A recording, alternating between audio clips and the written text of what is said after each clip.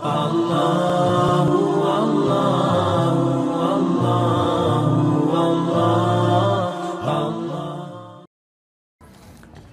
sikap saya pada saat menjadi imam di satu masjid yang di dalamnya ada doa bersama, tahlil, doa kunut, subuh dan seterusnya, dan saya juga sebagai ketua masjid itu, apa nanti yang akan terjadi apabila saya tiba-tiba berubah sikap? Harus bagaimana Ustaz? Tentu kita lihat di sini pelanggarannya apa. Kalau masalah kunut ikhwas sekalian, Imam Syafi'i mengatakan kunut subuh boleh.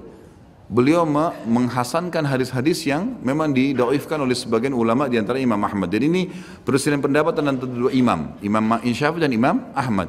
Imam Syafi'i mengatakan kunut boleh. Dan beliau menghasankan hadis yang berbunyi Nabi SAW tidak pernah tinggalkan kunut selama hidupnya. Imam Ahmad rahimahullah karena ahli hadis dan Imam Syafi'i pernah berkata, wahai Ahmad, apapun yang sampai kepadamu dari Nabi SAW, maka sampaikan kepada kami karena kau lebih ahli di bidangnya, maksudnya di bidang hadis. Maka Imam Ahmad tapi kena lokasi jauh, Imam Syafi'i ada di Mesir, meninggal di Mesir, kemudian Imam Ahmad ada di Irak, maka transportasi susah pada saat itu. Imam Ahmad mendapatkan hadis-hadis yang lemah, dilemahkan oleh beliau karena banyaknya ada pertimbangan masalah hadis-hadis rawi, dan beliau mensahihkan adanya rawi-rawi yang dianggap lemah. Beliau mensahihkan hadis yang berhubungan dengan kunut witir yang banyak ditinggalkan oleh kaum muslimin. Witir itu justru sunnah, kunut subuh justru terlemahkan hadisnya. Tapi Imam Ahmad itu ditanya rahimahullah, wahai imam, bagaimana kalau kami sholat di belakang imam yang kunut? Ini dari dulu masalahnya sudah ada. Kata Imam Ahmad, yang tidak mau kunut jangan ikut sholat. Gitu kan? Artinya apa? Kalau ikut sholat kunut bersama mereka, tidak ada sesuatu yang salah di situ. Karena hadisnya masih diperselisihkan tentang kesohihannya. Tapi ini pendapat. Dan dalam kitab Minhajul Muslim nanti kita pelajari ada pasal tertentu nanti tentang pentingnya amar ma'ruf nahi mungkar, bagaimana bermuamalah dengan para ulama, ada babnya sendiri. Bagaimana bermuamalah dengan pemerintah, pemimpin muslim, ini ada hukum-hukum syar'inya. Di antaranya menghormati perselisihan pendapat dalam masalah furu'iyah di antara mereka. Ini soalnya banyak ikhwah yang belajar sunnah sekarang, lalu mereka jadi kaku akhirnya.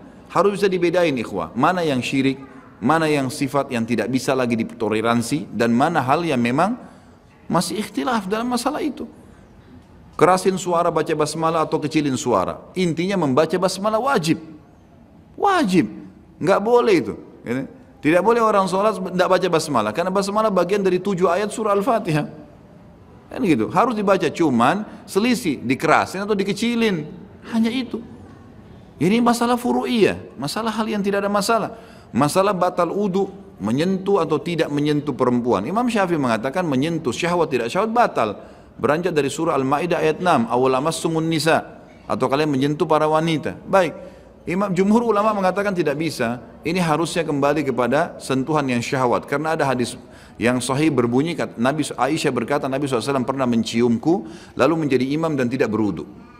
Kata ulama ini bukan mustahil, hadis-hadis yang terjadi perselisihan pendapat di antara mereka karena jauhnya jarak di antara mereka pada saat itu, dan ya, bukan mustahil kita sebagai penuntut ilmu melihat mana dalil yang paling kuat. Karena Umar bin Khattab sendiri radhiyallahu anhu pernah, dalam sejarah beliau pernah ada hadis setelah Nabi SAW meninggal, di zaman khilafahnya beliau baru beliau dengar hadis tentang tamu kalau ketuk 3 kali pintu ya tidak dibuka disuruh pulang.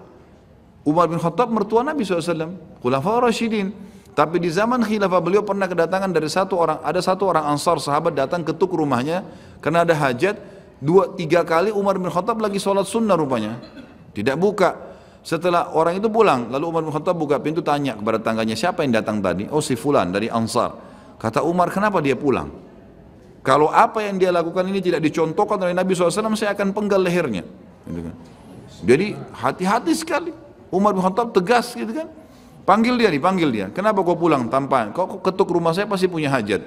Dan waktu itu Umar bin Khattab khalifah. Maksudnya ini bukan bertamu biasa. Datang kepada pemimpin berarti ada hajat. Ada sesuatu yang penting. Tidak boleh pulang sembarangan. Datang yang sudah sampaikan. Begitu maksud Umar radhiyallahu anhu. Maka orang ini mengatakan, saya mendengarkan Nabi SAW bersabda, kalau seseorang dari kalian datang ke rumah saudaranya dan mengetuk 3 kali tidak dibukakan, pulanglah. Mungkin saudaranya tidak ingin menjamunya, atau ya lagi tersibukkan dengan kegiatan. Adabnya pulang. Kata Umar, siapa yang dengar hadis ini bersama kau? Lalu sahabat ini memanggil 15 orang sahabat Nabi yang lain mendengarkan. Umar bin Khattab dengar di zaman khilafahnya tahun 20-an Hijriyah setelah Nabi SAW meninggal. Apalagi kalau cuma Imam Ahmad, Imam Malik, Imam Syafi'i, bisa saja di antara mereka ada hadis yang tidak sampai. Penuntut ilmu yang bijak adalah melihat dalil yang sahih, bukan fanatisme buta, gitu kan? Ini harusnya seperti itu. Jadi caranya memahami seperti itu. Kalau masalah kunut, Allah alam, yang saya lihat kunut. Cuma saya selalu sarankan teman-teman yang berpegang pada mazhab Syafi'iyah tetap kunut, kunutnya jangan dihilangkan suaranya. Ini malah tidak ada ini. Gitu. Setengahnya keras suara, tengah-tengah hilang suaranya. Gitu. Alasannya apa? Nggak jelas. Gitu. Kalau saya berapa kali tanya apa alasannya, nggak jelas, nggak tahu. Cuma ikut-ikutan semua orang lakukan begitu. Nah ini nggak boleh. Kunut memang lafaz itu sahih dihadirkan Nabi SAW kepada Hasan, cucunya radhiyallahu anhu. Gitu kan? Dan itu kunutnya harus semua lafaznya dikeraskan, memang didengarkan, memang Nabi SAW terdengar suaranya. Seperti itulah. Kalau masalah sama doa, masalah doa misalnya, orang berdoa, memang lafaz yang sahih menyebutkan riwayat Imam Ahmad, bahwasanya Nabi SAW tradisi beliau, kebiasaan beliau habis sholat, beliau selesai zikir berdiri, langsung berdiri, tidak disebutkan berdoa. Gitu kan? Kemudian beliau berdiri depan pintu masjid, lalu beliau menunggu sahabat-sahabat yang punya hajat. Ini keadaan Nabi SAW. Jadi orang yang tidak berdoa habis sholat memang sesuai dengan sunnah. Doa yang dianjurkan sebelum sholat antara azan dan iqamah, mustajab doa. Itu mustajab doa. Atau pada saat lagi ada hajat silakan berdoa. Jadi orang yang tidak berdoa pada saat habis sholat memang karena kepekaan dia mengikuti hadis Nabi SAW. Jangan salah faham kalau dia benci doa, tidak. Karena meletakkan perbuatan sesuai dengan yang diperintahkan Nabi SAW. Kan begitu. Kalau ada juga yang mau berdoa habis sholat, maka yang ditegur oleh para ulama bukan masalah doa habis sholatnya, tapi dikerjakannya secara berjamaah. Karena Nabi SAW tidak berdoa, gitu kan? Tapi tidak untuk mungkin ada sahabat yang berdoa, tapi berjamaahnya ini yang tidak pernah ada dalil, kan itu. Dan ini bukan berarti menghardik, menyalahkan, tapi cuman menyampaikan agar sesuai dengan sunnah Nabi SAW. Allah alam, yang saya tahu tetap aja sholat di situ, luruskan dengan cara baik. Yang paling penting teman-teman sekalian, pada saat kita sedang menjelaskan sesuatu kepada kaum muslimin, kita harus punya ilmunya dulu, bertanya, supaya pada saat kita jelaskan ke mereka, kita punya argumentasi yang jelas, gitu kan? Jadi teman-teman kita, dan niatnya ibadah ya, niatnya nasihat. Jangan niat karena merasa saya ini orang sesat nih, saya harus luruskan. Ini bukan masalah sesat. Bukan begitu pemahamannya. Oh ini saudara saya belum paham. Ingat tadi hadis tawadhu Hasan Basri.